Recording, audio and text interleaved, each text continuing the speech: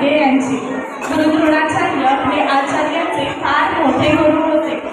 ते खूप मोठ्या मोठ्या राजकुमार आणि राजकुमारींना आचार्य शिकवत असायचे. एकलव्य हे एका छोट्या गावात राहणारे एक त्यांना लहानपणापासून शिकायचे होते. जसे मोठे झाले तसे एक दिवस ते आचार्य यांच्याकडे गेले आणि त्यांना विचारलं की तुम्ही मला आचार्य शिकवाल. तर ते नाही बोलले, कारण ते हस्तिनापुर या देशाच्या राजकुमारीला आचार्य शिकवत होते. एकलव्य हे निराश झाले आणि ते त्यांच्या गावी परत आले. त्यांनी फार विचार केला. त्यांना काहीही करून आचार्य शिकायचे होते. त्याच्यानंतर त्यांनी गुरु द्रोणाचार्य यांचा एक पुतळा बनवला आणि तो त्यांच्या समोर ठेवूनच ते दररोज आचार्य शिकायचे. काही दिवस उलटून गेले. त्यानंतर त्यांनी आचार्य शिकले आणि ते फार पुढे गेले. गुरु द्रोणाचार्य यांचे जे आवडते शिष्य होते पांडव आणि कौरव तेही त्यांच्याही पुढे एकलव्य गेले. त्यांनी फार चांगले आचार्य शिकले होते.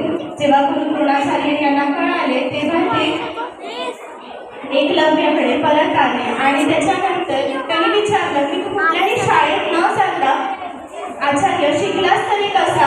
तर गुरु द्रोणाचार्य एकलव्य हे त्यांना बोलतात की तुम्हीच तर मला शिकवले. तर गुरु द्रोणाचार्य बोलतात की तर तुला नकार दिला होता, मग तू शिकलास तरी कुठून. तर एकलव्य बोलतात की मी तुमचाच पुतळा बनवून त्यांच्यासमोरच आचार्य शिकलो. आणि त्याच्यानंतर गुरु द्रोणाचार्य बोलतात की जर मी तुला शिकवलं आहे तर मला माझी गुरुदक्षिणा हवी. तर एकलव्य बोलतात तुम्ही जे मागाल ते मी द्यायला तयार आहे. तर गुरु द्रोणाचार्य बोलतात की मला तुझा उजव्या हाताचा अंगठा कापून हवा आहे.